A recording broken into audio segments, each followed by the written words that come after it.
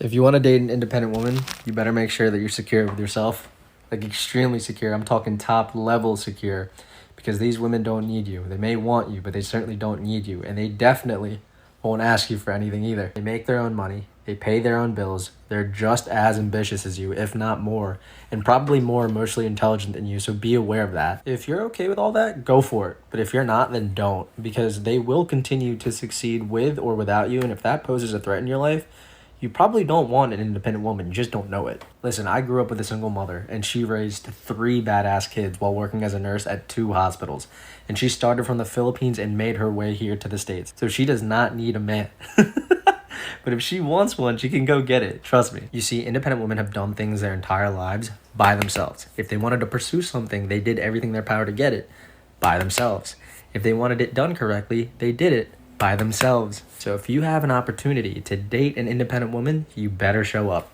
Because I promise you, they don't give out too many chances. Look, when you meet a woman and she's already got her things figured out without you, and then she gives you a chance to be there for her, my brother, that is a privilege, okay?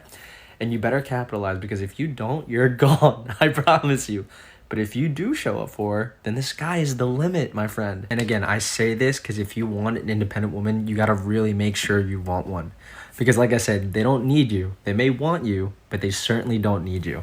Messing with an independent woman is a very dangerous game to play, and I don't recommend everybody do it because the first impression means a lot more to her than it does to you. And when I say first impression, I'm not talking about the first time y'all meet each other and how y'all bond. I'm talking about the first time she asks you to do something. If you fuck up, I promise you will never have access to that woman again. Independent woman is very hard on herself because most of the time she's not only delivering for herself, she's also showing up for other people. So she gotta hold herself to this very high standard. And as a man, if you come through saying that you can lighten her load and you fuck up the very first time, you can't really blame her for getting rid of you. When a woman is independent, it's very hard for them to give their responsibilities to somebody else because their entire life, if they wanted shit done correctly, they did it themselves. So if they trust you with doing something for them, you need to show up and you need to do it the right way. I'm saying that to say, when you meet a woman and she's better off without you and she then gives you opportunities to show up for her, you need to look at all of those as privileges because I promise you, if you show up for them when they need you to, you'll be around for a very long time, my boy. Show up and do shit the right way the first time. Message. The truth is, when you're dating a girl that's very, very independent, she's probably always going to say no anytime you ask her, does she need anything? And as toxic as you may think that is, we all have our baggage. And then when you are in a relationship, you work through that trauma with that person if that's the person that you decided to be with. So if you want to help her to stop being so prideful in that sense, and yes, she needs to be working on her trauma too if she is overly independent. I have to say things for clarity. But anyways, if you feel like you want to do something for her, just do it. Take that initiative because when she sees you taking that initiative, it'll make her more comfortable and more trusting, and she'll feel like she can depend on you a little bit more. And just for clarity, independence is not a bad thing. It's a good thing. But too much of anything can become a bad thing. Hi guys, welcome back to my channel, Everyday with Idara Young. If you've not yet subscribed, this is the right time to do so. Kindly click on that subscribe button and turn on notification for more videos from me. Thank you. Today we'll be talking about independence in marriages and relationships. I actually did a video earlier concerning this same topic, independence in marriages. Particularly a woman being independent. The reason why I did not talk about a man being independent is because usually, historically, the man is usually being seen as the one that is supposed to be independent. I am bringing this up because in my last video, a lot of people actually commented about the same thing in the comment section, saying that nobody ever talks about a man being independent. But when you see a woman that has her own house, her own car, her own money, then you call it independence. As opposed to a man who has the exact same thing, we do not refer to him as being independent. Why? Well, I think the reason is very, very obvious. I mean, a man having his own car, his own house, his own money, usually, historically, seeing that he's the one that is usually the breadwinner in the house, the one that actually provides financially for the family, it's kind of expected.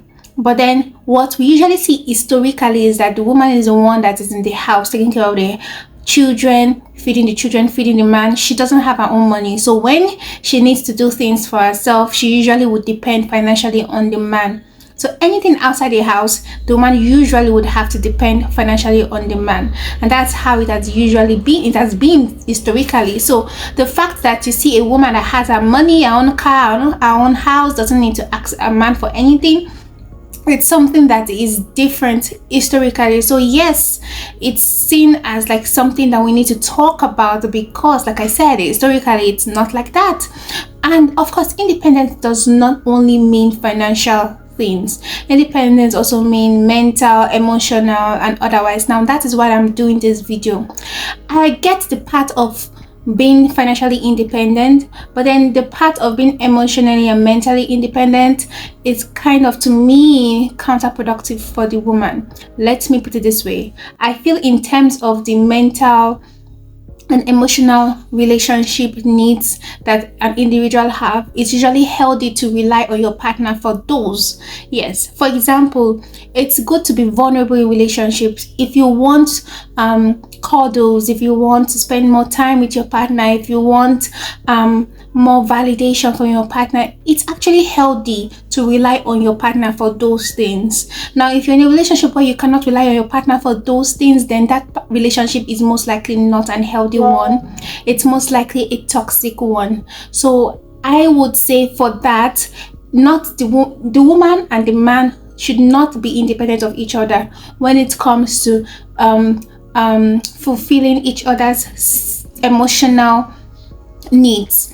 I think it's healthy to rely on each other. And if you feel like if you find yourself in a relationship where you cannot rely on your partner for emotional needs, like, or relying on them for like cuddles, or relying on them to tell them to, for them to actually assure you of their love for you, not in a pathologic way, not every single time you have to assure them of your love for them, but validating their feelings and saying I love you almost every day, or even every day, or calling them to see how they are, checking up on them and things like that. If you don't have a partner that you can rely on for things like that, then you should probably seek therapy, or probably you shouldn't be in that kind of relationship. That's what I think. So are all independence good?